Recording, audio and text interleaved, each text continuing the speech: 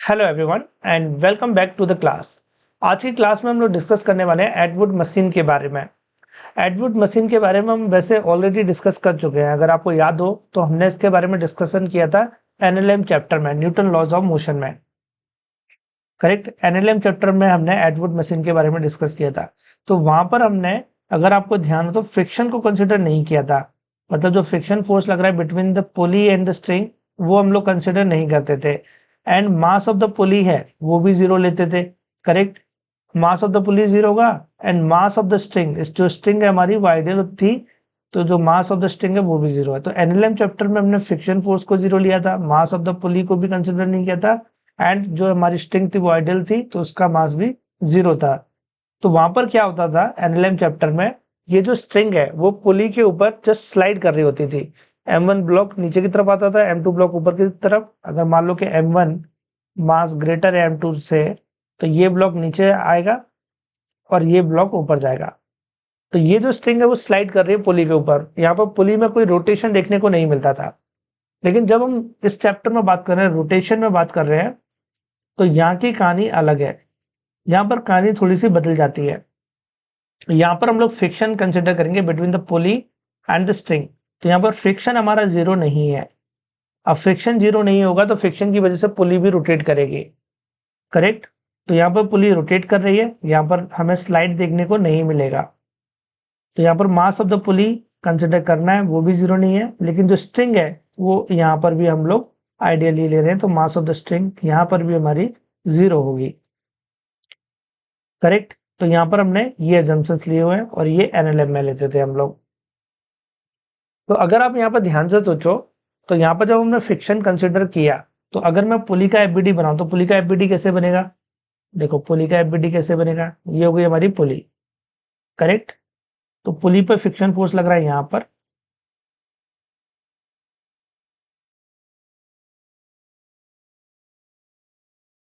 Correct, तो ये है पुली पर लगने वाला फ्रिक्शन फोर्स। और अगर स्ट्रिंग की बात करें, ये स्ट्रिंग। करेक्ट, तो यहाँ पर डाउनवर्ड डायरेक्शन में T1 टेंशन होगा और यहाँ पर T2 टेंशन होगी। करेक्ट,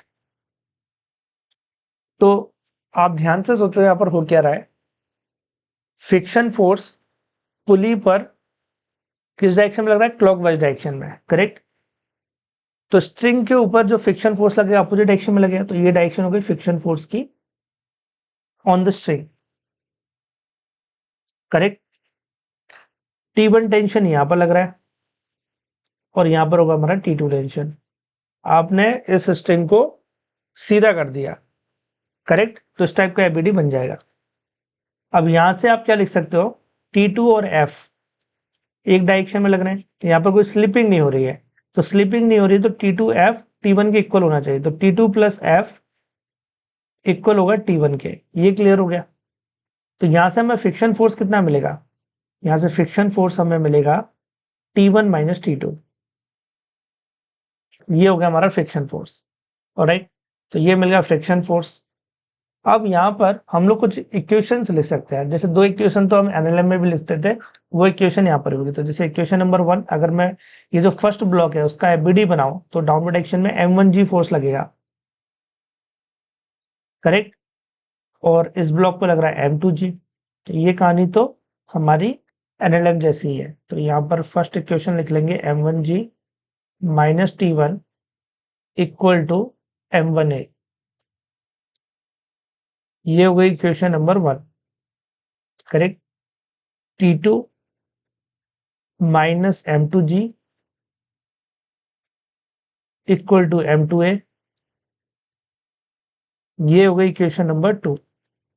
करेक्ट, फिर उसके बाद में और इक्वेशन क्या लिख सकते हैं, tau equal to I alpha.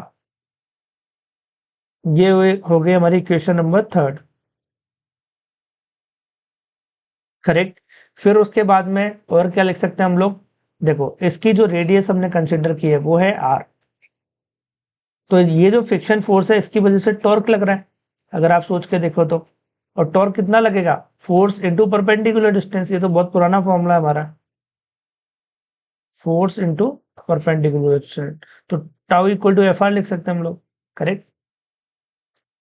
अब एफ हमने कहाँ पर निकाला था, यहाँ पर एफ की वैल्यू हमारे पास में F equal to T one minus T two, तो ये वैल्यू मैं यहाँ पर रख सकता हूँ, तो टॉर्क इक्वल टू मैं लिख सकता हूँ T one minus T two into R, correct. तो इन दोनों इक्वेशन को जब मैंने कंबाइन किया तो इससे मुझे मिली torque equal to T one minus T two into R, और ये हो गई मेरी इक्वेशन नंबर 4, करेक्ट। तो ये इक्वेशन हो गई। अब एक इक्वेशन और लिखी जा सकती है, यहाँ पर हम प्योर रोटेशनल मोशन लेकर चल रहे हैं, कोई स्लिप यहाँ पर नहीं हो रहा है, तो प्योर रोटेशनल मोशन यहाँ पर देखने को हो रहा है, कोई स्लीपिंग हमें देखने को नहीं मिल रही है, तो उसके लिए एक इक्वेशन हम ये भी लिख सकते हैं, A equal to alpha R, correct. तो ये हो गई हमारी इक्वेशन नंबर 5। तो टोटल अब हमारे पास में 5 इक्वेशन है, इन 5 इक्वेशन को यूज करके हम लोग क्वेश्चन को सॉल्व कर सकते हैं, करेक्ट। तो आगे हम लोग कुछ क्वेश्चन भी देखेंगे, तो आपको पता चलेगा कि कैसे अगर मास ऑफ द पुली और फ्रिक्शन को कंसिडर किया जाए तो उन न्यूमेरिकल को कैसे सॉल्व किया जा सकता है। तो इन 5 इक्वेशन की हेल्प से आप उन न्यूमेरिकल को सॉल्व कर सकते हो, तो इसे नोट कर लो, फिर आगे बढ़ते हैं।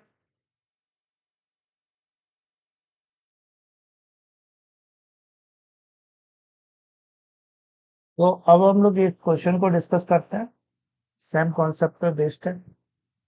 क्वेश्चन में क्या गिवन है, two blocks with masses 5 kg and 10 kg are connected by the light string that run over a pulley with a radius of 1 meter. The pulley is free to rotate about its axis and the moment of inertia of 5 kg meter square. If the system is released from the rest, determine the acceleration of the block and the angular acceleration of the pulley. तो हमें angular acceleration and acceleration find out करना है इस question के अंदर, ठीक है। तो हमारे पास में क्या क्या है, दोनों ब्लॉक के मास गिवन है, देखो ये 10 kg का ब्लॉक है तो नीचे की तरफ जाएगा, और ये लग रहा है 100 न्यूटन का, ये तो एनएलएम में हम लोग करते ही थे, तो वो काम तो कर ही लेते हैं। और ये 50 न्यूटन हो गया, करेक्ट। इसमें टेंशन कितना हो जाएगा T1, एंड इसमें टेंशन कितना हो जाएगा T2, करेक्ट। इसकी रेडियस कितनी है, R है, ऑलराइट, ठीक है। सो अब इसमें हम लोग क्या करेंगे, देखो तो रेडियस इसमें कितना है हमारा, 1 मीटर है, सही है। अब अगर मैं 10 kg ब्लॉक का एबीडी बनाऊं और उससे क्वेश्चन लिखूं तो क्या लिख सकता हूँ, 100 माइनस T1 इक्वल टू 10 है, सही है। 5 kg ब्लॉक की बनाऊं तो लिख सकता हूँ T2 माइनस 50 इक्वल टू 5 है, करेक्ट। अब इसको थोड़ा सिंप्लीफाई करो ऊपर वाली इक्वेशन की, तो क्या इसको ऐसा लिखा जा सकता है, T1 इक्वल टू 100 माइनस 10 है, this is equation number 1। Second equation को देखो क्या लिख सकते हैं हम लोग, सेकेंड इक्वेशन को हम लोग लिख सकते हैं T2 equal to 5a plus 50, correct. ये इक्वेशन नंबर 2 हो गई। अब एक इक्वेशन ये भी लिख सकते हैं T1 minus T2 into R equal to I alpha, है ना। तो T1 माइनस T2, आर कितना है, रेडियस इसमें कितना गिवन है, इट इज 1 मीटर, तो 1 से मल्टीप्लाई करते हैं, एंड आई कितना गिवन है 5, सो 5 अल्फा, है ना। तो यहाँ से T1 minus T2 equal to 5 alpha मिल रहा है, ठीक है। ये हो गया हमारा। अब मैं क्या करता हूँ, ये जो मुझे दो इक्वेशंस है इन दोनों को सब्ट्रैक्ट कर देता हूँ, फिर देखो क्या मिलता है, T1 minus T2 equal to 100 minus 50, तेरा 50 माइनस 10 है माइनस 5 है, तेरा माइनस 15 है, correct. T1 minus T2 equal to 50 minus 5 है, ठीक है। अब T1 minus T2 equal to 5 alpha है, तो मैं क्या कर सकता हूँ, ये जो वैल्यू T1 माइनस T2 की वो इस इक्वेशन में रख देता हूँ, ये जो मुझे रिजल्ट मिला है इसमें उठा के रखता हूँ, है ना। तो देखो इसमें रखो T1 माइनस T2 कितना है हमारा 5 अल्फा है, तो 5 अल्फा इक्वल टू 50 माइनस 15 है, ये समझ में आ रहा है, ठीक है। एक इक्वेशन ये भी हो सकती है, A equal to alpha R, R तो बनी है तो ए इक्वल टू अल्फा ही मिल जाएगा, सही है। तो 5 अल्फा 50, और ए को मैं रिप्लेस कर देता हूँ अल्फा से, तो इधर 15 अल्फा, इसको इधर लेके आओ, तो इधर 20 अल्फा इक्वल टू 50, तो अल्फा इक्वल टू कितना होगा 5/2 radian per second square, so this is the alpha value, तो ये अल्फा की वैल्यू आ जाएगी हमारी, करेक्ट। अल्फा आ गया एंगुलर एक्सेलरेशन। अब हमें फाइंड आउट करना है इसमें, देखो दो चीजें पूछी गई है, एंगुलर एक्सेलरेशन ऑफ द पुली तो वो तो हमने निकाल दिया, दूसरा पूछा गया एक्सेलरेशन भी। तो हमें पता है A equal to alpha are होता है, A equal to alpha are होता है, अल्फा 5/2 है, आर तो 1 ही है, तो कितना आ जाएगा 2.5 metre per second square. This is the A value, A भी आ गया एंड अल्फा भी आ गया। करेक्ट। आई होप आपको ये क्लियर होगा। अब एक और क्वेश्चन देख लेते हैं, नेक्स्ट क्वेश्चन। इस क्वेश्चन में हमें क्या करना है, calculate the acceleration and the tension in the pulley weight system given that the radius of the pulley r is 1 meter and the moment of inertia I is 10 kg per meter square। तो हमारे पास में radius कितना given है, radius given है 1 metre and I का value कितना given है, वो है 10 kg मीटर स्क्वायर। करेक्ट। तो इसको सिंप्लीफाई करो, देखो कैसे करेंगे सिंप्लीफाई। अब इसमें हमारे पास में एंगल होना चाहिए, तो लेट्स सपोज ये एंगल है हमारा, करेक्ट, 30 डिग्री, 30 डिग्री ले लेते हैं सिंपल तो, ठीक है। तो 5 kg ब्लॉक पर डाउनवर्ड डायरेक्शन में 50 न्यूटन फोर्स लग जाएगा। ये इसमें टेंशन हो गया T1, ये इसमें टेंशन हो गया T2। सही है, ये ब्लॉक जाएगा नीचे की तरफ ए से और ये ब्लॉक जाएगा इधर ए से, कनेक्टेड है, दोनों का एक्सेलरेशन सेम होगा। ठीक है, तो एक इक्वेशन तो यही मिल गई, 50 minus T1 equal to 5A। Correct. Second equation मिल जाएगी यहां से, देखो T2, इधर ग्रेविटेशनल फोर्स लगेगा mg, ये एंगल हमारा 30 डिग्री होगा, तो ये कंपोनेंट क्या मिलेगा, mg साइन 30 डिग्री। करेक्ट। तो क्या मैं इसको लिख सकता हूँ, T2 minus mg sine 30 equal to ma। क्या इसको ऐसे लिखा जा सकता है, T2 minus mg sine 30 equal to ma, ये हो जाएगी मेरी इक्वेशन नंबर 2। करेक्ट। सब कुछ सही चल रहा है, इसमें वैल्यू भी रख सकते हो आप, T2 इक्वल टू m। इसका मास कितना है सेकंड वाले ब्लॉक का, ये सेकंड ब्लॉक का मास है, तो ये 2, 2 इंटू जी 20, है ना, 20 साइन 30 मतलब 1/2, तो 10 हो जाएगा और ये हो जाएगा 2a। करेक्ट। ये हो गई हमारी इक्वेशन नंबर 2। इसको तो अगर वैल्यू पुट कर ले तो, अब एक इक्वेशन T1 पुली के लिए अप्लाई करेंगे, T1 minus T2 equal to, और यहाँ पर रेडियस से मल्टीप्लाई कर दो तो टॉर्क बन जाएगा ये आई अल्फा। सही है। अब T1 minus T2 R equal to I alpha, ये बन जाएगा, आर कितना है इसमें 1 मीटर है, तो क्या मैं T1 माइनस T2, आर की वैल्यू 1 रख दी मैंने और आई की वैल्यू मुझे 10 दी हुई है, इंटू अल्फा, ये लिख सकता हूँ, तो मेरे पास मिलेगी T1 T2 equal to 10 alpha. तो लेट सपोज ये हो गई मेरी इक्वेशन नंबर 3। अब एक इक्वेशन मुझे इक्वल टू अल्फा आर से भी मिल जाएगी, है ना, तो ये हो जाएगी इक्वेशन नंबर 4। आर की वैल्यू हमारे पास में 1 है, तो इक्वल टू अल्फा मिल जाएगा, तो इक्वेशन नंबर 4 हो जाएगी। तो देखो अब जैसे मैंने लास्ट क्वेश्चन में सॉल्व किया था, वैसे ही सेम तरीके से आप इसको भी सॉल्व करके आंसर लेकर आ सकते हो इसका। करेक्ट।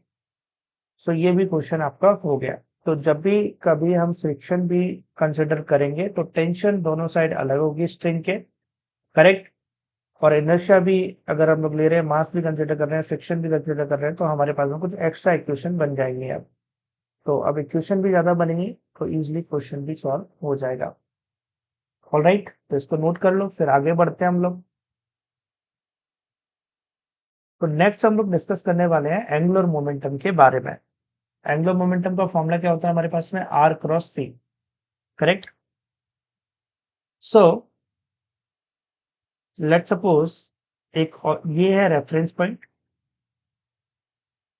करेक्ट, ये हो गया हमारा रेफरेंस पॉइंट जहां से हम सारी डिस्टेंसेस मेजर करेंगे। यहाँ पर हमारा रेफरेंस पॉइंट पर ऑब्जर्वर भी खड़ा है, तो यहाँ पर एक ऑब्जेक्ट है, करेक्ट, जो कि v वेलोसिटी से जा रहा है इस डायरेक्शन में। राइट। और ये हो गया हमारा पोजीशन वेक्टर, मतलब ये जो ऑब्जेक्ट है उसका मास है m और पोजीशन है उसकी r, पोजीशन है उसकी r, और ये एंगल है theta. Correct. So angle at theta, position है रेफरेंस पॉइंट से ऑब्जेक्ट की आर, करेक्ट। सो इसमें हमें फाइंड आउट करना है एंगुलर मोमेंटम। अब एंगुलर मोमेंटम को हम क्या लिखेंगे? एंगुलर मोमेंटम होगा हमारा आर क्रॉस पी। ये वेक्टर क्वांटिटी है तो इसके सीक्वेंस को आपको चेंज नहीं करना है। अब जो एंगल है बिटवीन आर एंड बी वो है थीटा एंगल। तो अगर मैं इसको रिमूव करता हूँ क्रॉस साइन को, तो यहाँ पर मेरे पास में आ जाएगा R P sine theta, and where theta is what? It is the angle between B and position vector. तो इसको मैं ऐसे भी लिख सकता हूँ, अगर आर के साथ में साइन थीटा रख लूं तो आर परपेंडिकुलर पी, करेक्ट। और अगर मैं करेक्ट पी के साथ में रख लूं तो पी का परपेंडिकुलर हो जाएगा। अब देखो इसमें एक चीज और, अगर मैं यहाँ पर पी की वैल्यू रख दूं जो कि है मेरे पास में एम पी, है ना, तो पी की वैल्यू भी रख सकते हैं क्योंकि पी तो लीनियर मोमेंटम है, तो हमें पता है पी इक्वल टू क्या होता है, इट इज एम वी, है ना। तो अगर मैं इसमें रखता हूँ तो क्या मैं इस फॉर्मूले को ऐसे भी लिख सकता हूँ, L equal to M R cross V, है ना। तो आप इसको ऐसे भी लिख सकते हो एंगुलर मोमेंटम को, M R cross V, correct. अगर मुझे डायरेक्शन फाइंड आउट करनी है, लेट सपोज इसी जो मेरा अभी ये डायग्राम है इसी में मुझे डायरेक्शन फाइंड आउट करनी है, तो मैं कैसे करूंगा? राइट हैंड थंब रूल का यूज करूंगा। पोजीशन वेक्टर की डायरेक्शन में फिंगर रख लूंगा और वेलोसिटी की डायरेक्शन में कर्ल करूंगा, तो देखो मेरी थंब कहाँ जा रही है? अंदर की तरफ। तो एंगुलर मोमेंटम कहाँ होगा? अंदर की तरफ, करेक्ट। तो ऐसे आप राइट हैंड थंब रूल का यूज करके डायरेक्शन भी फाइंड आउट कर सकते हो। तो आप यूज कर सकते हो L equal to R cross P, where P is what? Is the linear momentum and R is the position vector, correct. और पोजीशन वेक्टर हमारा, करेक्ट, कहां से हम लोग डिफाइन करेंगे? रेफरेंस पॉइंट से। अब एक क्वेश्चन हमको डिस्कस करते हैं, एंगुलर मोमेंटम पर बेस्ड है। And what the question we have, m mass object is thrown at the theta angle with velocity v. What is the angular moment of the body at maximum height from the projection point? हमें find out करना है angular momentum of the body at the maximum height from the projection point. इसको देखते हैं कैसे solve कर सकते हैं हम लोग।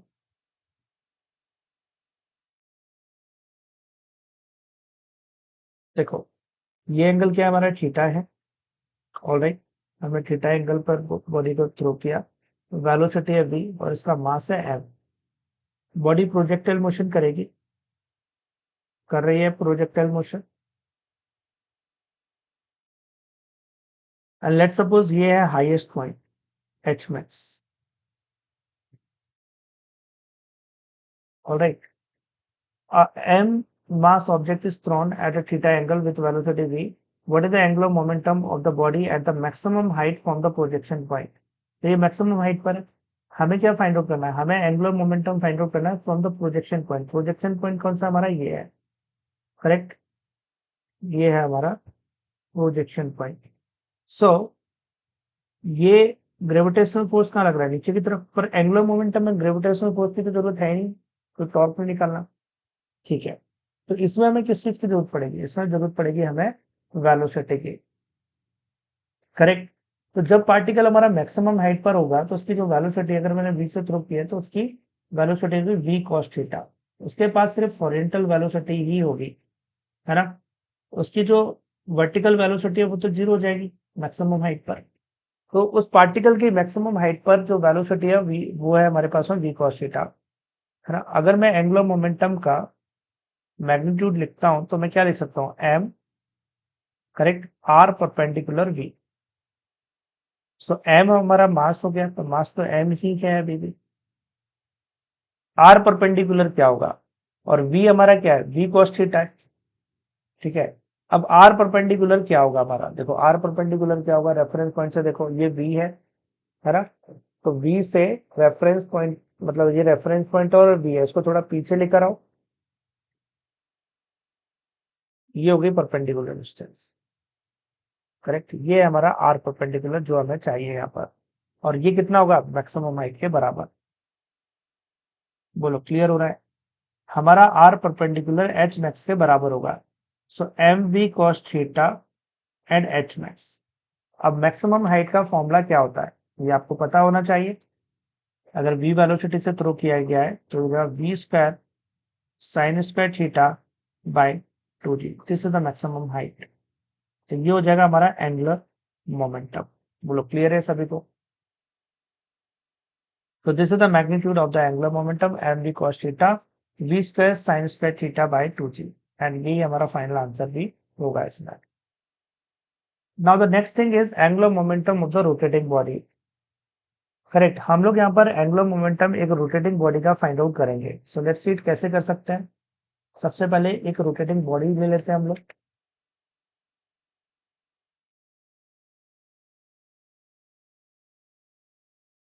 तो ये हो गई हमारी rotating body, and let's suppose ये है हिंज पॉइंट। इस पॉइंट के अबाउट ये बॉडी रोटेट कर रही है, and this is our hinge point also. अब इस बॉडी में बहुत सारे पार्टिकल होंगे, जैसे हमने टॉर्क में टॉर्क फाइंड आउट किया था तब किया था, वैसे यहाँ पर भी करना है। एन नंबर ऑफ पार्टिकल होंगे सिस्टम के अंदर। तो ये हो गया m1, ये हो गया m2, एंड ये हो गया हमारा mm, एन नंबर पार्टिकल। अब सभी की पोजीशन भी डिसाइड कर लेते हैं। ये m1 की हो गई, ये m2, ये हो जाएगा हमारा mn। करेक्ट। सो इसकी वेलोसिटी की डायरेक्शन इधर होगी, v1, ये v2, एंड ये vn। हमें एंगुलर मोमेंटम फाइंड आउट करना है, और जो हमारी बॉडी है let's suppose omega angular velocity से रोटेट कर रही है इस हिंज पॉइंट के अबाउट, ये भी हमें पता है। ठीक है, अब ये इसकी पोजीशन हो गई r1, ये इसकी पोजीशन हो गई r2, और ये nth पार्टिकल की भी r है।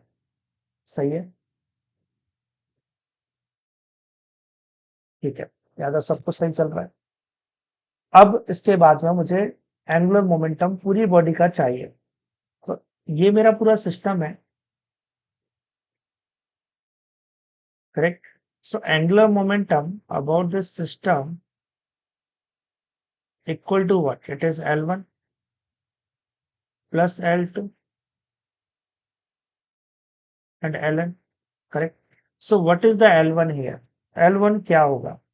अगर आप सोच के देखो what is the L1, तो ये हो जाएगा हमारा M1 R1, है ना? M1, इसको R1 को ठीक से बना लेते हैं, तो ऐसे भी बना सकते हैं ना R1 को। तो M1 R1 क्रॉस V1, सही है। सेकेंड पार्टिकल का M2 R2 क्रॉस V2, है ना? और nth पार्टिकल का लिख सकता हूं मैं Mn Rn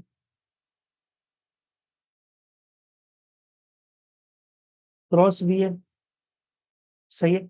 अब देखो इसमें हम लोग एक काम करेंगे, क्रॉस को हटाएंगे तो आ जाएगा साइन थीटा। तो इसको मैं क्या लिख सकता हूँ, M1 R1 V1 sine theta, है ना?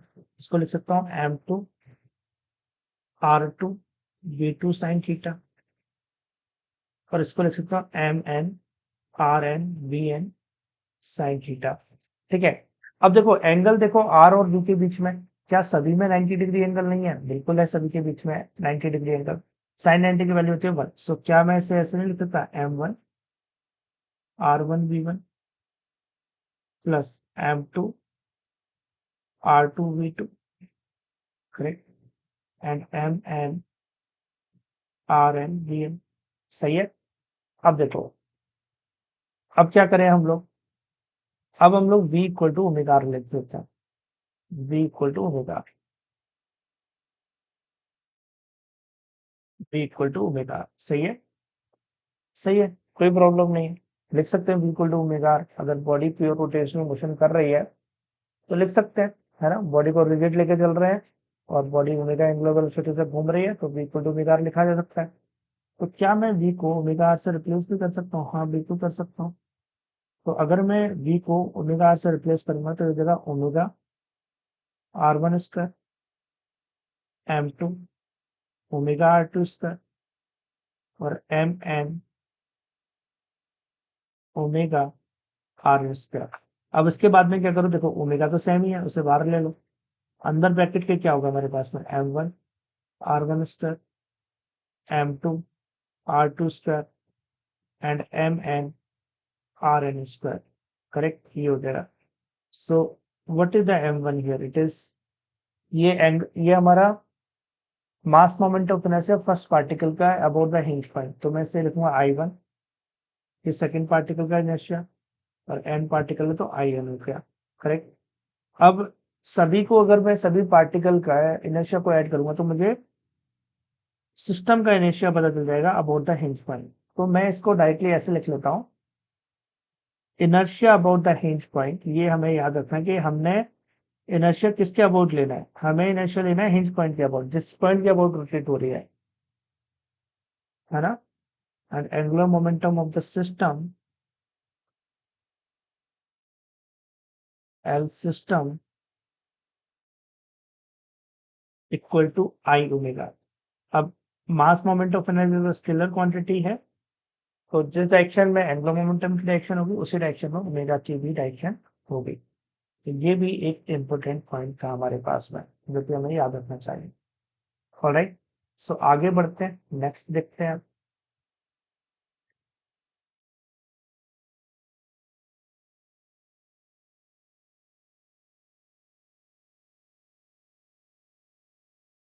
Now we will discuss about the angular momentum in combined rotational and translational motion. तो इस केस में क्या हो रहा है, एक बॉडी है जो कि रोटेट भी कर रही है और आगे भी बढ़ रही है. करेक्ट. अगर बॉडी रोटेट भी करती है और आगे भी बढ़ती है तो उस केस में जो उसका कंबाइंड एंगुलर मोमेंटम होगा वो I omega plus M R cross B होगा. आई ओमेगा होगा घूमने की वजह से and M R cross B होगा यहाँ पर एंगुलर मोमेंटम उसके ट्रांसलेशनल मोशन की वजह से. करेक्ट. तो जब कंबाइंड मोशन है यहाँ पर तो एंगुलर मोमेंटम के लिए हम लोग I omega plus M R cross भी लिखेंगे. ऑलराइट, सो एक क्वेश्चन हम लोग देखते हैं, देन आपको क्लियरिटी मिलेगी कि कैसे हमें अप्लाई करना है इस इक्वेशन को ऑन द क्वेश्चन. तो यहाँ पर हमारे पास में एक क्वेश्चन है, a solid sphere with a mass of 10 kg rolls as shown. Find the magnitude of angular momentum of the sphere about the point P. तो हमें इस P पॉइंट के अबाउट फाइंड आउट करना है कि इसका एंगुलर मोमेंटम बॉडी का क्या होगा. इस P पॉइंट के अबाउट हमें फाइंड आउट करना है, इस चीज पर हमें ध्यान देना है. करेक्ट. तो फाइंड आउट करते हैं इसमें कितना होना चाहिए. तो अभी अभी मैंने पढ़ा था कि जब बॉडी रोटेट भी कर रही हो और आगे भी बढ़ रही हो तो उस केस में एंगुलर मोमेंटम हम लोग क्या लिखेंगे, I omega plus M R cross B. Correct, ये लिखेंगे.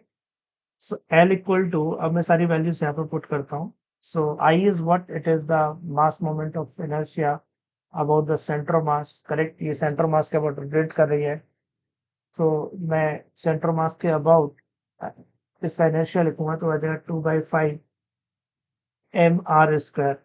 करेक्ट. एंड देन उसके बाद में ओमेगा लिखेंगे हम लोग यहाँ पर. तो ओमेगा, अब डायरेक्शन की भी बात कर देते हैं कि डायरेक्शन किस डायरेक्शन में होनी चाहिए.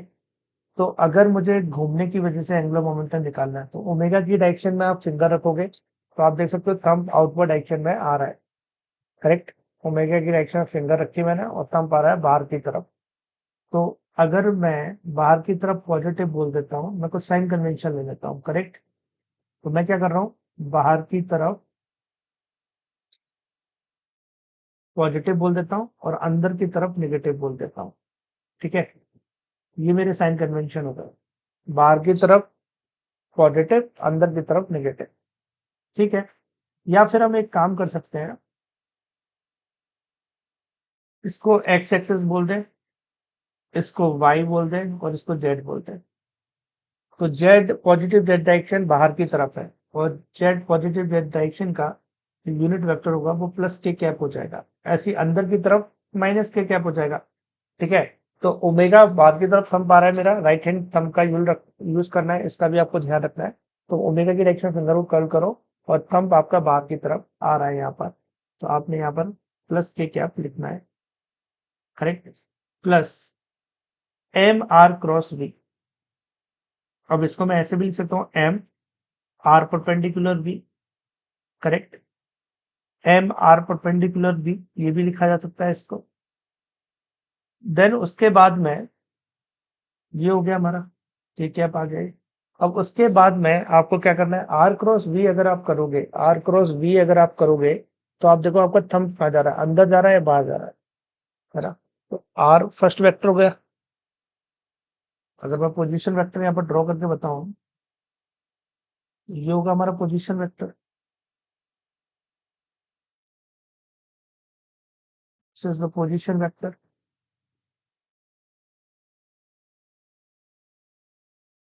एंड ये एंगल हो जाएगा थीटा। सो मैं यहाँ पर एम आर परपेंडिकुलर वी लिखूंगा। आर क्रॉस वी करने पर मेरा जो थंब जा रहा है वो अंदर की तरफ जाएगा, करेक्ट। तो बाहर की तरफ अगर पॉजिटिव बोला है तो अंदर की तरफ माइनस के कैप हो जाएगा। ऑलराइट, अब सारी वैल्यूज पुट करते हैं इसमें। 2/5, what is the mass here, mass is 10 kg, what is the R here, it is 4, correct. Omega की बात करते हैं, ओमेगा कितना होना चाहिए, वो होगा 10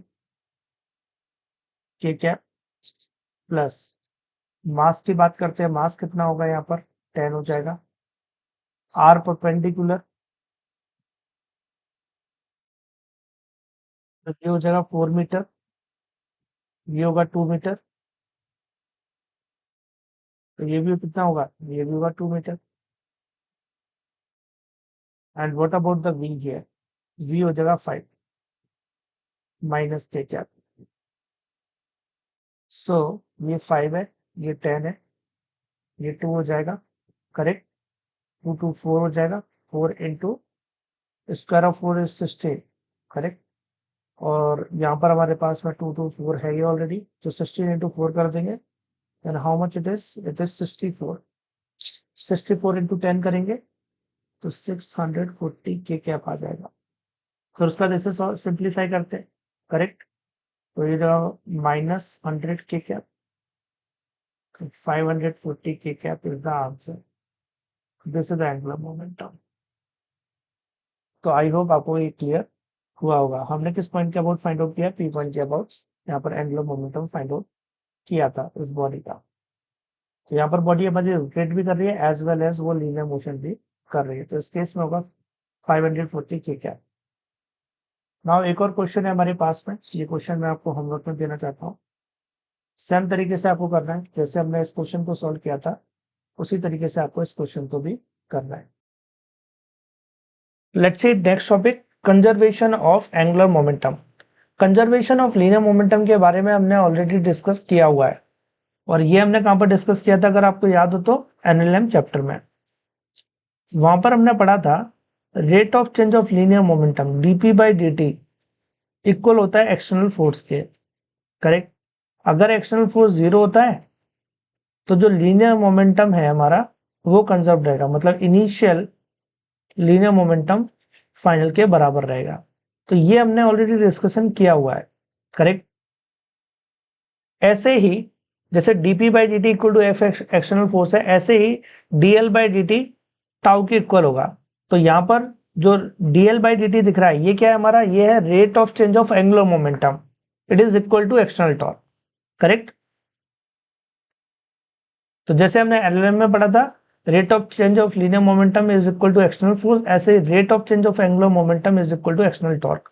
अगर एक्सटर्नल टॉर्क 0 है तो जो एंगुलर मोमेंटम है वो हमारा कंजर्व होगा, मतलब initial angular momentum final angular momentum के बराबर होगा। ऑलराइट, तो ये हमें याद रखना है। So when the net torque acting around the axis is 0, then the angular momentum about that axis will remain the constant, correct. तो इसको हम समझते हैं क्या सेंस निकल रहा है यहाँ पर। तो ये हमारी एक डिस्क है, करेक्ट, और ये है हमारी एक्सिस ऑफ रोटेशन, करेक्ट, ये है एक्सिस ऑफ रोटेशन। तो अगर इस एक्सिस ऑफ रोटेशन या फिर इस एक्सिस के अबाउट कोई भी नेट टॉर्क नहीं लगा है, करेक्ट, कोई भी नेट एक्सटर्नल टॉर्क नहीं है यहाँ पर, तो अगर नेट एक्सटर्नल टॉर्क यहाँ पर 0 है तो इस एक्सिस के अबाउट जो एंगुलर मोमेंटम है वो भी कंजर्व्ड रहेगा, करेक्ट। तो ये हमने एक्सिस देखी और हमने देखा इस एक्सिस के अबाउट कोई भी हमें टॉर्क नहीं दिख रहा है, कोई भी नेट एक्सटर्नल टॉर्क हमें देखने को नहीं मिल रहा है। तो अगर इस एक्सिस के अबाउट हमें कोई भी नेट एक्सटर्नल टॉर्क देखने को नहीं मिल रहा है, अगर वो 0 है, तो इस एक्सिस के अबाउट हम लोग एंगुलर मोमेंटम को कंजर्व कर सकते हैं। करेक्ट, ये चीज आपको क्लियर हुई कब हम एंगुलर मोमेंटम को कंजर्व कर सकते हैं। तो जब हम एंगुलर मोमेंटम कंजर्वेशन की बात करते हैं तो हमें एक एक्सिस देखनी होती है। हमने एक्सिस देखी है ना, और हमने चेक किया इस एक्सिस के अबाउट क्या कोई एक्सटर्नल टॉर्क लग रहा है। अगर नहीं लग रहा है तो उस एक्सिस के अबाउट एंगुलर मोमेंटम को कंजर्व किया जा सकता है। करेक्ट। अगर इंटरनल फोर्सेस प्रेजेंट है तो उस इंटरनल फोर्सेस का एंगुलर मोमेंटम पर कोई भी फर्क नहीं पड़ेगा। करेक्ट, अगर इंटरनल फोर्सेस लग रहे हैं, कोई सिस्टम है उसमें इंटरनल फोर्सेस लग रहे हैं, तो एंगुलर मोमेंटम उस केस में कंजर्व ही रहेगा। जैसे मैं एक एग्जांपल आपको बताता हूं, जैसे मान लो कि ये एक डिस्क का रोटेट कर रही है और इसके ऊपर हमने दूसरी डिस्क को रखा। करेक्ट, तो जब मैं इसके ऊपर रखूंगा जेंटली इसको, तो यहाँ पर फ्रिक्शन फोर्स लगेगा between this two disc. Correct, अब ये जो फ्रिक्शन फोर्स है वो इंटरनल फोर्स है, और इंटरनल फोर्स हमेशा पेयर्स में लगेंगे according to Newton third law. जो फोर्सेस लगते हैं वो हमेशा पेयर्स में लगते हैं। करेक्ट, हमेशा पेयर में लगेंगे। तो according to Newton third law ये चीज हमें पता है कि फोर्स तो पेयर में ही लगने हैं। तो ये दोनों फोर्स एक दूसरे को कैंसिल आउट कर देंगे, इंटरनल फोर्स, क्योंकि ये पेयर में लग रहे हैं और ये अपोजिट डायरेक्शन में लगते हैं। करेक्ट, तो ये चीज हमें न्यूटन थर्ड लॉ से पता है, हमने एनएलएम में पढ़ रखी है। इसलिए अगर इंटरनल फोर्स लगते हैं सिस्टम में, तब भी एंगुलर मोमेंटम हमारा कंजर्व्ड रहेगा। तो ये चीज आपको याद रखनी है कि अगर इंटरनल फोर्सेस है तब भी एंगुलर मोमेंटम को कंजर्व किया जा सकता है। ये अभी मैंने आपको ये डिस्क वाला केस बताया, इसमें ऐसा किया जा सकता है, और भी जगह ऐसी हो सकती है जहां पर इंटरनल फोर्स हो, तब भी हम एंगुलर मोमेंटम को कंजर्व करेंगे। दूसरा एक और इंपॉर्टेंट पॉइंट आपको याद रखना है कि अगर एक्सटर्नल फोर्स 0 है, तो ऐसा कोई जरूरी नहीं, एक्सटर्नल फोर्स 0 तो हमेशा ऐसा जरूरी नहीं कि जो एंगुलर मोमेंटम है वो कंजर्व्ड ही रहे। करेक्ट, ऐसा हमेशा जरूरी नहीं। जैसे कि मैं आपको एक एग्जांपल बताता हूं, एक डिस्क ले लो आप, या फिर मैं बात करूं, ये मेरे पास बोतल है और इसका कैप है। करेक्ट, अब मैं जब इस कैप को क्लोज कर रहा हूं, तो मैं क्या कर रहा हूं, यहाँ पर फोर्स लगा रहा हूं इस डायरेक्शन में और इस डायरेक्शन में। तो मैं यहाँ पर कपल अप्लाई कर रहा हूं, ये कपल ही तो हो गया। एक फोर्स मैंने यहाँ लगाया फिंगर से और दूसरा फोर्स यहाँ लगाया, तो हम लोग यहाँ पर कपल अप्लाई कर रहे हैं। करेक्ट, तो हमने यहाँ पर कपल अप्लाई किया, तो यहाँ पर जो नेट एक्सटर्नल फोर्स है वो कितना होगा, 0 होगा, क्योंकि एक फिंगर मेरी इस डायरेक्शन में लगा रही, दूसरी फिंगर इधर लगा रही है, तो नेट एक्सटर्नल फोर्स तो 0 हो गया। तो नेट एक्सटर्नल फोर्स अगर 0 हो गया यहाँ पर, तो फिर व्हाट अबाउट द टॉर्क, क्या टॉर्क भी 0 होगा? क्योंकि जब हम एंगुलर मोमेंटम कंजर्वेशन की बात करते हैं तो हमें एक्सटर्नल टॉर्क को देखना होता है। तो यहाँ पर नेट एक्सटर्नल फोर्स तो 0 है, बट जो एक्सटर्नल टॉर्क है वो तो 0 नहीं होगा ना।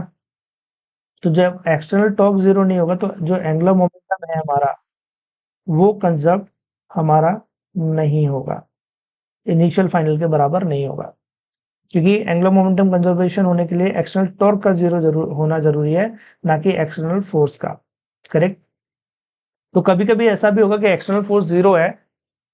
करेक्ट, तो आपको ये नहीं सोचना कि एक्सटर्नल फोर्स 0 तो एक्सटर्नल टॉर्क भी 0 होगा और हम angular momentum conservation equation apply करेंगे और आंसर आ जाएगा। अगर ऐसा आप करोगे तो रॉन्ग हो जाएगा।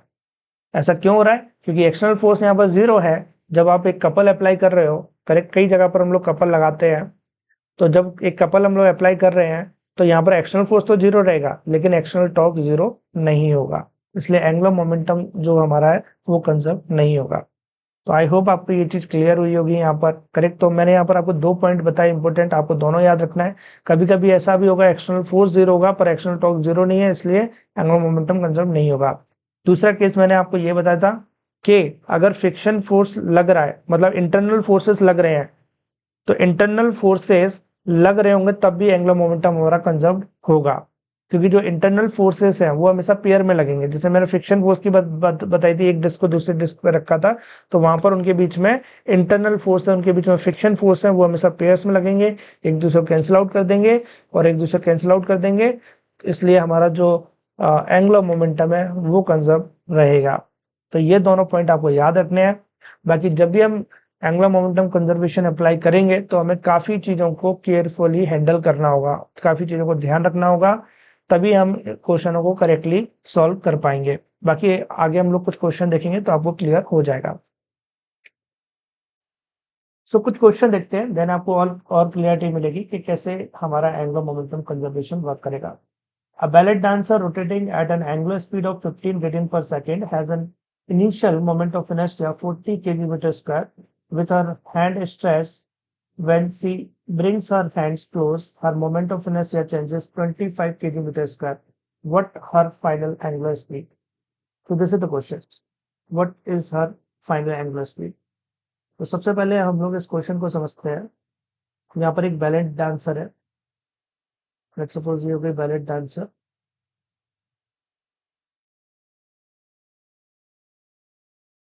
and this is the axis of rotation of this ballet dancer. इस एक्सिस के अबाउट वो रोटेट कर रही है। ये हैंड हो गए,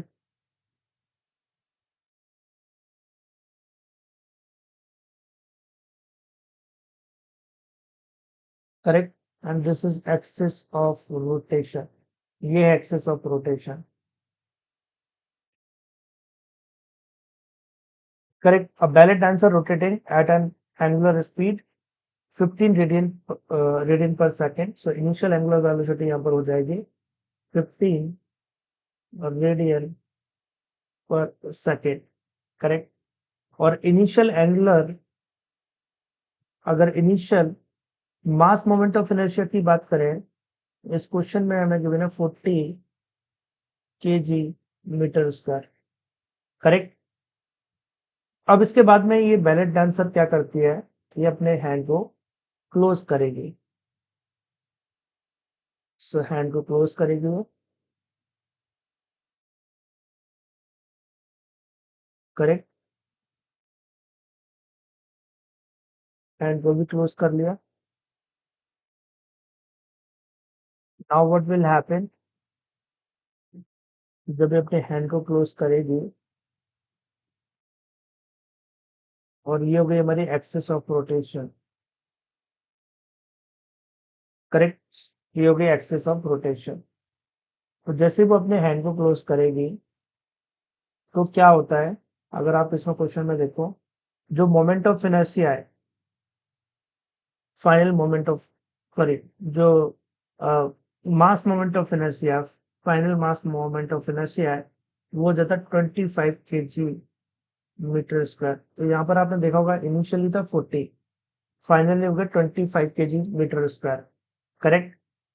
तो यहाँ पर इनर्शिया हमारा कम हो जाएगा। ऐसा क्यों होगा, क्योंकि अगर हम देखें सिंपली, एक पॉइंट मास से एक्सेस, इस एक्सेस के अबाउट रोटेट कर रहे हैं, और मैं पूछूं इसका इनर्शिया क्या होगा, तो आप बोलोगे I equal to M R square, correct.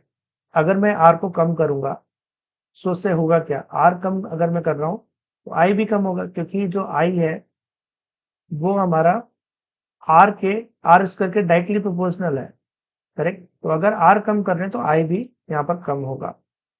तो एक्सिस ऑफ रोटेशन के अबाउट जो मास का डिस्ट्रीब्यूशन है, किस तरीके से हुआ और कितनी डिस्टेंस पर हुआ है, उस चीज पर हमारा मोमेंट ऑफ इनर्शिया डिपेंड करेगा। तो यहाँ पर जैसे वो हैंड को क्लोज करेगी, सो यहाँ पर जो आर है वो कम हो जाएगा, इसकी वजह से आई की वैल्यू भी डिक्रीज हो रही है।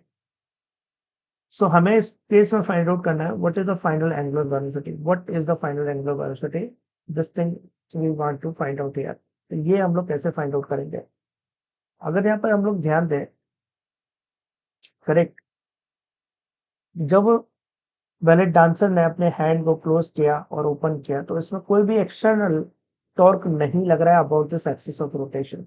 हम इस एक्सिस ऑफ रोटेशन की बात कर रहे हैं, और इस पूरी प्रोसीजर में कोई भी एक्सटर्नल टॉर्क नहीं लगा है about this axis of rotation. अगर एक्सटर्नल टॉर्क नहीं लगा है about this axis of rotation, so angular momentum conserve होना चाहिए। तो इनिशियल एंगुलर मोमेंटम फाइनल के बराबर होना चाहिए। What is the initial angular momentum, ये हो जाएगा हमारा I I omega I equal to I F omega F. हमें क्या फाइंड आउट करना है यहाँ पर, omega F final angular velocity, तो हो जाएगा I I omega I divided by I F, ये हो जाएगा, correct. So what is the I I here, वो जाएगा 40। What is the omega I, it is 15।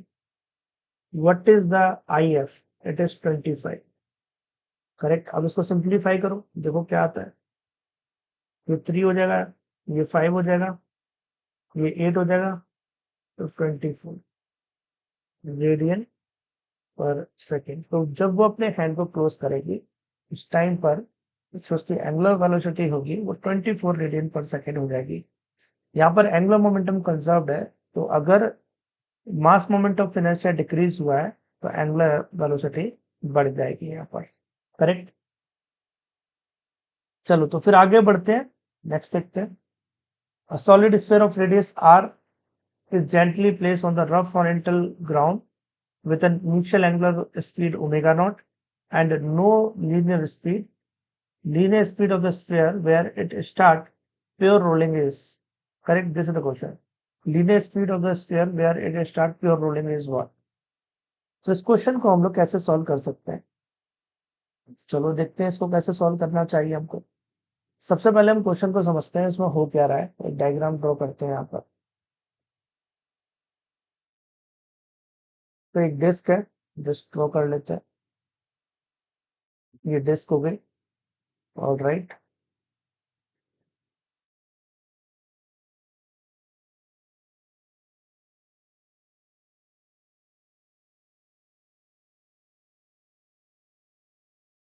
Okay, सो ये हमारे पास में डिस्क है एंड ये हो गया इसका सेंटर मास डिस्क का। अच्छा, डिस्क नहीं है, सॉलिड स्फीयर है, ठीक है। एक सॉलिड स्फीयर हो गया। All right. तो यहाँ पर क्या हो रहा है, इसकी रेडियस जो है वो गिवन है में R. Gently place on the rough horizontal ground with initial angular speed omega not. Correct. तो इनिशियली वो घूम रही थी डिस्क, अभी मान लो कि जमीन पर रखी नहीं गई, ठीक है, ऊपर है जमीन से, इसको सरफेस पर रखा नहीं है। अभी इनिशियली इसकी एंगुलर वेलोसिटी ओमेगा नॉट, उससे घूम रही है। करेक्ट। और इसकी कोई भी लीनियर स्पीड नहीं है, ये बस घूम रही है ओमेगा नॉट स्पीड से, और अभी ये हवा में है। अब आप जैसे इसको नीचे रखोगे, इसको आपने नीचे रखा है, अब जैसे ही आप इसे नीचे रखते हो तो क्या होता है, ये इनिशियल सिचुएशन हो गई हमारी और फाइनल हो गई। करेक्ट। तो तब क्या होता है, इसमें कुछ लीनियर वेलोसिटी आ जाती है, और लेट्स सपोज वो है v यहाँ पर, और वही हमें फाइंड आउट करनी है कितनी आ जाएगी। अब जैसे ही आप रखोगे तो क्या होता है, फ्रिक्शन लगता है आगे की तरफ, इसमें फ्रिक्शन फोर्स भी लगेगा। करेक्ट। तो आप इसको ऊपर है ही, अभी आपने नीचे रखा तो ये सिचुएशन आ गई आपकी। अब इसमें फ्रिक्शन फोर्स लगा, फ्रिक्शन फोर्स की वजह से आगे बढ़ेगी और घूमेगी भी। लेकिन जो पहले की एंगुलर वेलोसिटी थी अब बाद की एंगुलर वेलोसिटी से अलग होगी, बदल जाएगी, क्योंकि अब लीनियर वेलोसिटी भी आ गई है ना। तो डेफिनेटली एंगुलर वेलोसिटी तो चेंज होगी यहाँ पर। ठीक है। तो अब इस क्वेश्चन को हम कैसे सॉल्व कर सकते हैं, क्वेश्चन तो हमें समझ में आ चुका है कि क्या हो रहा है। तो यहाँ पर अगर मैं कांटेक्ट पॉइंट देखूं, देखो यहाँ पर कोई एक्सटर्नल फोर्स तो लग रहा है। अगर मैं बात करूं कि एक्सटर्नल फोर्स लग रहा है कि नहीं लग रहा, हाँ एक्सटर्नल फोर्स तो लग रहा है। Friction force is external force, है ना। तो अगर मैं angular momentum conservation equation use करना चाहता हूँ, तो मुझे एक ऐसी एक्सिस फाइंड आउट करनी पड़ेगी जिस एक्सिस के अबाउट नेट एक्सटर्नल टॉर्क 0 हो। सही है। तो मुझे ये फाइंड आउट करना पड़ेगा। तो ये है कॉन्टेक्ट पॉइंट, ये है कॉन्टेक्ट पॉइंट। तो ये है हमारा कॉन्टेक्ट पॉइंट। अब इस कॉन्टेक्ट पॉइंट पर ये फ्रिक्शन फोर्स लगा है। तो अगर मैं इस कॉन्टेक्ट पॉइंट के about angular momentum conservation equation लगाऊं तो क्या मैं लगा सकता हूँ? बिल्कुल लगा सकता हूँ, क्योंकि ये फोर्स इसी पर जा रहा है, तो इस फोर्स की वजह से कोई भी टॉर्क का इफेक्ट नहीं आएगा इस कॉन्टेक्ट पॉइंट के अबाउट, है ना।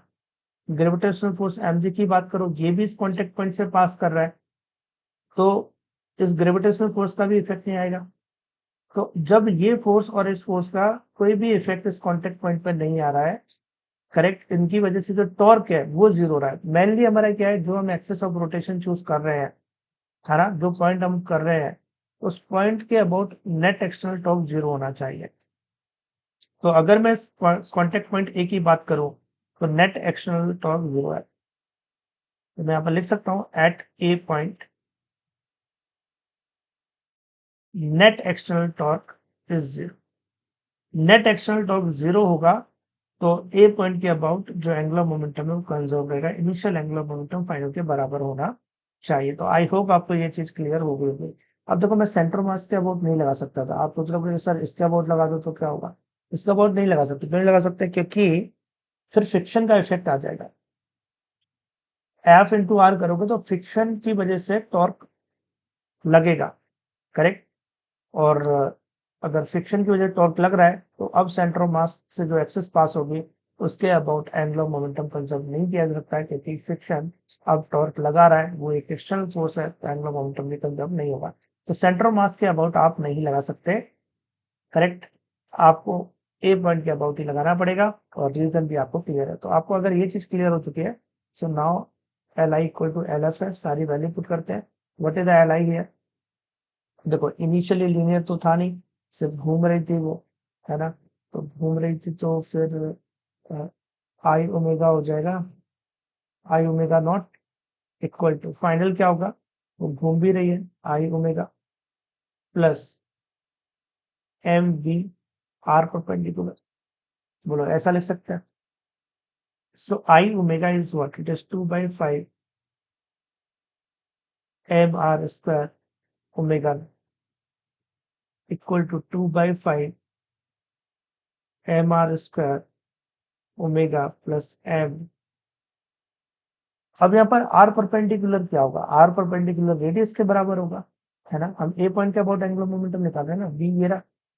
तो v जब एंगुलर मोमेंटम a के अबाउट लिखें तो v r परपेंडिकुलर ये हो जाएगा रेडियस के बराबर। तो क्या मैं यहाँ पर लिख सकता हूँ एम आर, और वेलोसिटी तो v है ये, और v हमें फाइंड आउट करना है इसमें कि v कितना होगा। तो सारी चीजें आपके सामने हैं, ठीक है। तो इसे सिंप्लीफाई करते हैं और देखते हैं क्या आता है। सो देखो इसको सिंप्लीफाई करो, क्या क्या कट रहा है इसमें। अब यहाँ पर क्या मैं v इक्वल टू ओमेगा लिख सकता हूँ, है ना, क्योंकि प्योर रोलिंग मोशन कर रहा है, इसने एक कंडीशन और दी है, प्योर रोलिंग मोशन हो रही है। तो v इक्वल टू ओमेगा लिखा जा सकता है, कोई प्रॉब्लम वाली बात नहीं, ठीक है।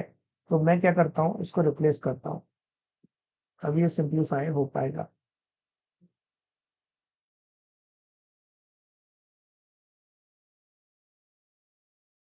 एंड ओमेगा की जगह पर रखेंगे हम लोग v by R plus N R V. So यहाँ पर क्या होगा, आर से आर कैंसिल आउट हो जाएगा, M M M cancel out हो जाएंगे, ठीक है। और ये आर और एक आर यहाँ से ये भी कैंसिल आउट हो जाए। तो यहाँ पर देखो क्या बचा, 2/5 R omega not equal to 2/5, और कुछ बचा ही नहीं, सब कैंसिल आउट हो गए, तो 2/5 वी, और यहाँ पर क्या बच रहा है, सिर्फ वी। बताओ यहाँ तक क्लियर है सभी को? अब इसको बस सिंप्लीफाई करना है, एलसीएम ले लो इसका। तो ये हमारे पास में कितना आ जाएगा, 7v/5, सही है, equal to 2/5 r omega naught. Now what will happen? 5 will get cancelled out. So he is asking what is v? V equal to the 2/7 r omega naught. तो v इक्वल टू क्या होगा, 2/7 r omega naught. ये हमारा answer है इसके, 2/7 r omega naught. बोलो ये clear है सभी को? तो यहाँ पर इम्पोर्टेंट क्या था, इम्पोर्टेंट ये था कि हमें वो पॉइंट फाइंड आउट करना है जिस पॉइंट के अबाउट एंगुलर मोमेंटम कंजर्व किया जा सकता है, और उसे निकालने के लिए हमें ये देखना होगा कि जो पॉइंट हमने या कोई एक्सिस जो हमने चूज करी है उसके अबाउट कोई तो एक्सटर्नल टॉर्क प्रेजेंट नहीं है। अगर नहीं है, कोई भी एक्सटर्नल टॉर्क नहीं लग रहा है उस पॉइंट के अबाउट, तो एंगुलर मोमेंटम कंजर्व किया जा सकता है उस पॉइंट के अबाउट। तो ऐसा जरूरी नहीं कि फोर्स लग रहा हो तो अब एंगुलर मोमेंटम कंजर्व होगा ही नहीं, ऐसा नहीं है, ठीक है। अगर आप ऐसा पॉइंट देख लो जिस पॉइंट पर उस फोर्स का इफेक्ट ही ना है, मतलब उस फोर्स की वजह से कोई टॉर्क ही जनरेट ना हो, तो फिर angular momentum conservation equation use की जा सकती है। अब एक और क्वेश्चन हम लोग देखते हैं, नेक्स्ट क्वेश्चन देखो। अ मास m moves in a circle on a smooth horizontal plane with velocity v naught at a radius r naught. The mass is attached to the string which passes through the smooth hole in the plane as shown. The tension in a string is increased gradually, and finally m moves in the circle of radius r naught by 2. The final value of the kinetic energy is what? So इस question में final value of kinetic energy को पूछ रहा है कितना होना चाहिए।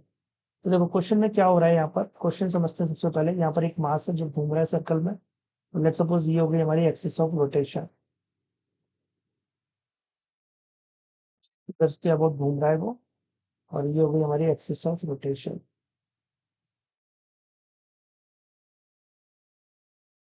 Figure थोड़ा सा ठीक नहीं है, चलो मैं दोबारा से बना देता हूँ इस फिगर को, इधर बना देते हैं।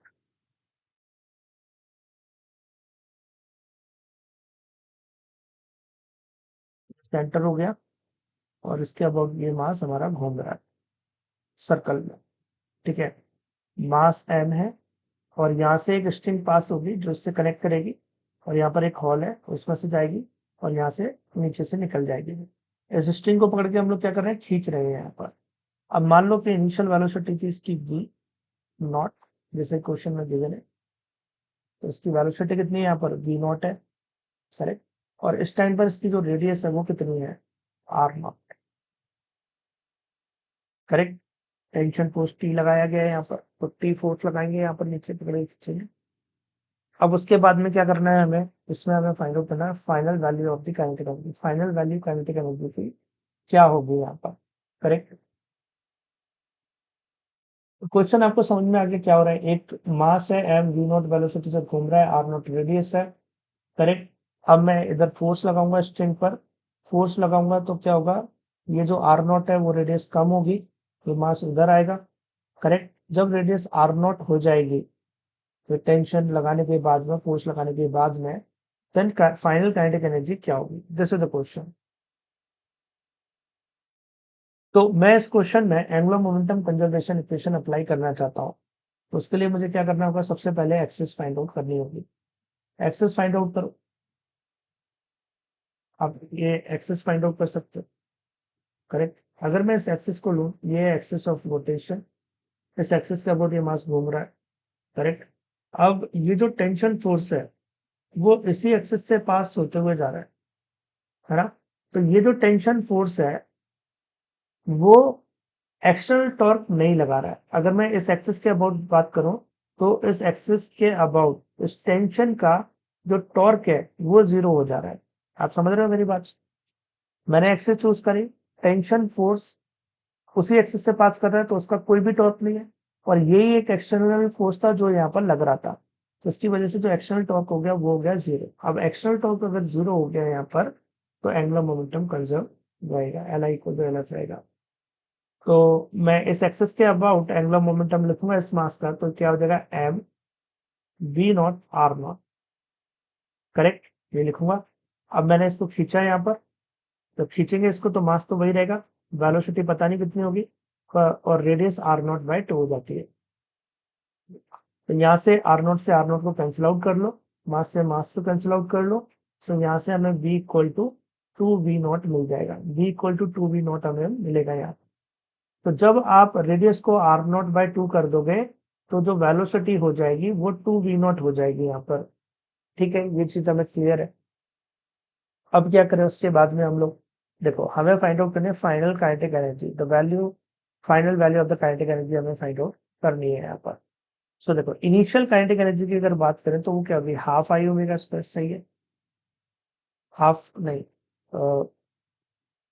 Half M V square, correct. ऐसा घूम रहा है, एम मास है, वी वेलोसिटी है, तो काइनेटिक एनर्जी क्या लिख सकते हैं, initial half M V square, ठीक है। उसकी वेलोसिटी वी नॉट है तो यहाँ पर वी नॉट होता है, और फाइनल मुझे निकालनी है, फाइनल को क्या लिखूंगा, हाफ एम फाइनल वेलोसिटी जो कि 2v नॉट है ना, तो इसे क्या लिखेंगे, half M 4v not square, 2 से 2 गया, तो फाइनल काइनेटिक एनर्जी को क्या हम लिख सकते हैं यहाँ पर, एम 2v नॉट स्क्वायर, बिल्कुल लिख सकते हैं। तो ये हमारा आंसर हो जाएगा। तो यहाँ पर इंपोर्टेंट क्या था, इंपोर्टेंट ये था सबसे पहले उस एक्सेस को फाइंड आउट करो जिस एक्सेस के अबाउट एंगुलर मोमेंटम कंजर्व रहेगा, और उसके लिए हमें ये देखना होगा कि जो हमने एक्सिस चूज करी है उस पर जो भी कोई एक्सटर्नल फोर्स लग रहा है उसकी वजह से जो टॉर्क है वो जीरो होना चाहिए। अगर वो जीरो है उस एक्सिस के अबाउट, तो फिर एंगुलर मोमेंटम को कंजर्व किया जा सकता है। आई होप आपको ये चीज क्लियर हो गई होगी। नेक्स्ट आगे बढ़ते हैं हम लोग, एंगुलर इम्पल्स। तो इसमें एंगुलर मोमेंटम में एक टाइप के क्वेश्चन और आते हैं डिस्क वाले, करेक्ट। डिस्क वाले क्वेश्चनों को भी हम लोग एंगुलर मोमेंटम कंजर्वेशन इक्वेशन से कर सकते हैं। जैसे कि एक डिस्क है, उसके ऊपर दूसरी डिस्क रखी गई है और आपसे पूछा जाए कि बताओ इसमें फाइनल एंगुलर वेलोसिटी क्या होगी, है ना। तो इस टाइप के क्वेश्चन भी हम एंगुलर मोमेंटम कंजर्वेशन इक्वेशन से कर सकते हैं अगर इस टाइप का कोई भी क्वेश्चन है। नेक्स्ट हमारा एंगुलर इंपल्स। अगर एंगुलर इंपल्स की बात करें, a large torque on the rigid body in a short time cause a sudden change in angular momentum, it is known as the angular impulse. Correct. तो हमने linear impulse तो पढ़ा था, correct. ऐसे ही होता है हमारा angular impulse. A large torque on the rigid body in a short time cause a sudden change in the angular momentum. Correct. So sudden change in angular momentum is what? It is known as the angular impulse. Sudden change होना angular momentum का कहलाता है angular impulse. Correct. जैसे suddenly linear momentum का change होना linear impulse था, मतलब impulse हमने बोला था। ऐसे ही अगर सडनली एंगुलर मोमेंटम चेंज हो रहा है तो उसे हम एंगुलर इम्पल्स बोलेंगे। उसे हम लोग लिख सकते हैं यहाँ पर, ये टॉर्क है और ये हमारा टाइम है। ये ग्राफ है, देख रहे हो आप, इस रीजन में सडनली चेंज हुआ है, इंक्रीज हुआ है यहाँ पर T1 से T2 इंटरवल में। करेक्ट। तो इस तरीके से आप एंगुलर इम्पल्स फाइंड आउट कर सकते हैं। Tau D theta equal to L2 minus L1, final angular momentum minus initial angular momentum, this is the rate of change of angular momentum. और ये हमारा एंगुलर इम्पल्स के बराबर है। तो ये क्या हो गया हमारा एंगुलर इम्पल्स। करेक्ट। इसके इक्वल हो जाएंगे। आई होप आपको ये चीज क्लियर हो गई होगी।